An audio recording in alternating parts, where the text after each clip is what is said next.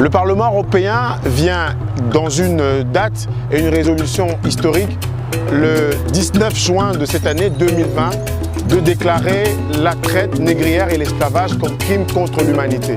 C'est une résolution qui est portée par le député Youssef Omarjee, autant pour moi, Youssef Omarjee, qui a pensé que dans cette période où, en 8 minutes 46, le monde a découvert un noir, un africain américain, George Floyd, qui est mort sous les genoux d'un policier blanc aux États-Unis, le monde a découvert et redécouvert les horreurs de la traite négrière et de l'esclavage. Et cette traite négrière et l'esclavage a des symboles, des lieux, des rues, des monuments, des places dans le patrimoine de la France. Le grand pays qu'est la France, 6e puissance mondiale, dont les Français sont fiers, dont les Français portent et célèbrent le génie, dont les Français portent et célèbrent l'esprit, eh bien ce patrimoine aussi porte les marques immaculées du sang, immaculées de la sueur, immaculées de l'effort d'hommes et de femmes qui étaient venus déportés d'Afrique, déportés du Bénin, déportés de Cap-Lopez, déportés de Bimbia au Cameroun et qui ont été amenés aux Amériques, aux Caraïbes et dans beaucoup d'endroits dans le monde.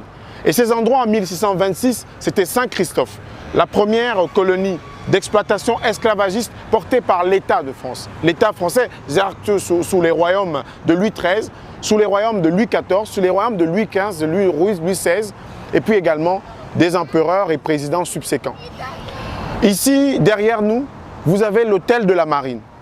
Dans quelques mois, en 2020, puisque c'était prévu pour cette année, va rouvrir cet endroit, ce lieu du patrimoine français. C'est un endroit qui sera géré, comme les autres monuments, par le Centre des monuments nationaux en France. Mais c'est aussi l'endroit qui, en 1774, a été construit pour abriter le garde-meuble royal. 1774. Et en 1774, ce sont les revenus qui ont été tirés de l'exploitation des plantations, de l'exploitation des nègres qui étaient déportés d'Afrique, où à partir du 13 janvier 1624, on distribuait 13 livres par tête de nègres déportés d'Afrique. Du 13 janvier 1624, donc au 25 juillet 1794, eh bien, cet argent était distribué ici.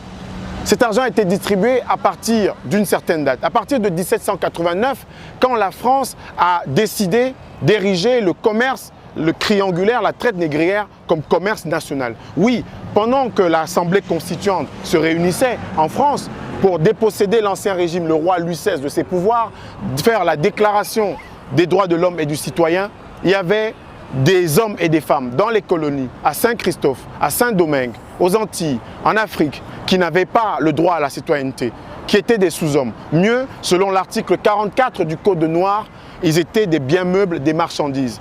Ils n'avaient pas d'âme, au sens de la bulle papale de 1517 de Nicolas VII qui a décidé de la traite des Noirs. Ils n'avaient pas de reconnaissance, ils n'avaient pas d'individualité. Ils n'étaient que des choses, de viles choses, des marchandises. Et c'est ici, à partir donc de la décision qui a été prise d'y loger ce qu'on a appelé le ministère des colonies et le ministère de la marine.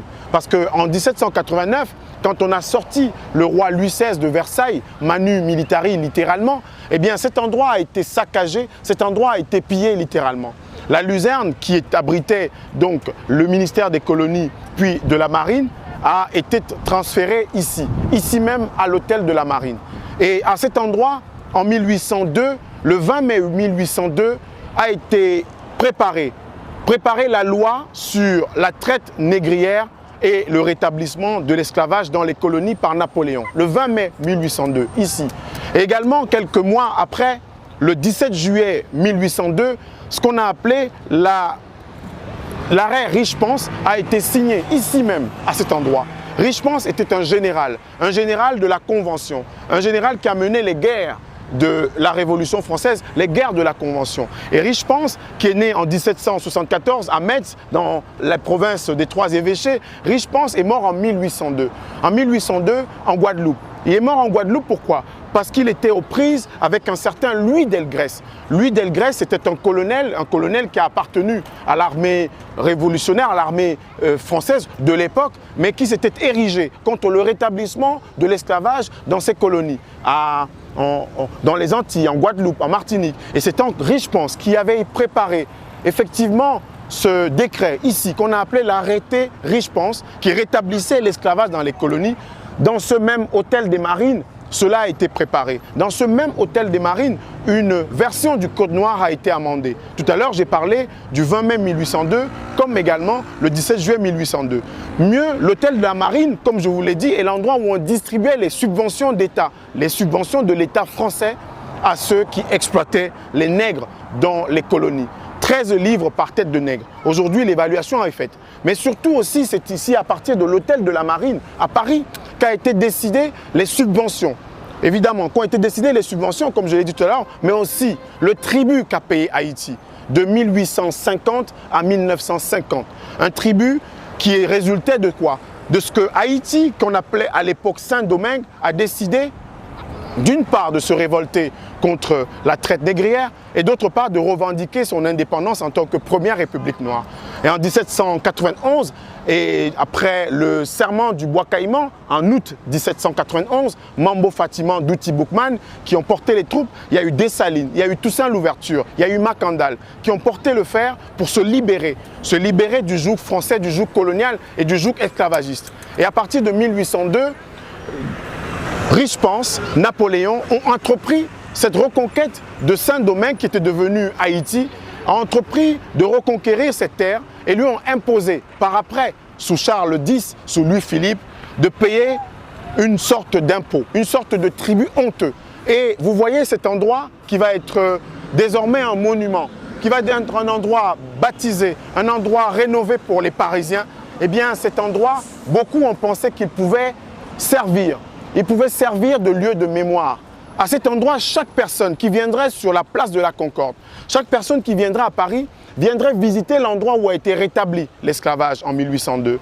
Où ont été préparés les décrets qui dit arrêté Richepanse le 17 juillet 1802, où ont été préparés la loi du 20 mai 1802. C'est ici que était versée, à partir de 1789, la subvention de 13 livres aux esclavagistes, aux négriers. C'est également ici, puisque ce n'est qu'à partir de 1910 que le ministère des colonies va partir de cet endroit pour la rue Oudinot vers un autre hôtel parisien célèbre, vers la rue Oudinot. Et c'est en 1882, après une interruption, puisqu'en 1794, il y a une interruption jusqu'en 1802, pratiquement 7 ans d'interruption où cette activité n'a pas eu véritablement lieu ici. Donc c'est à mi-partie de 1802 que l'activité a repris pleinement.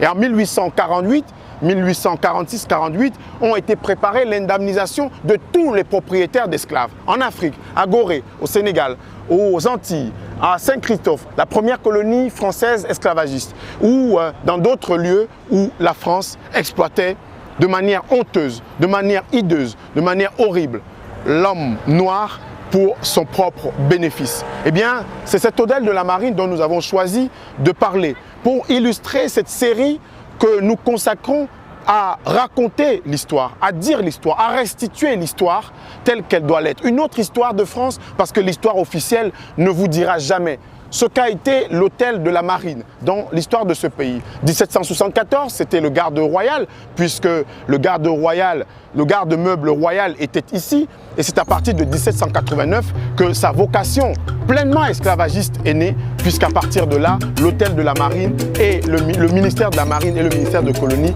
se sont installés pour le malheur des Noirs, pour le malheur des Africains déportés à travers le monde.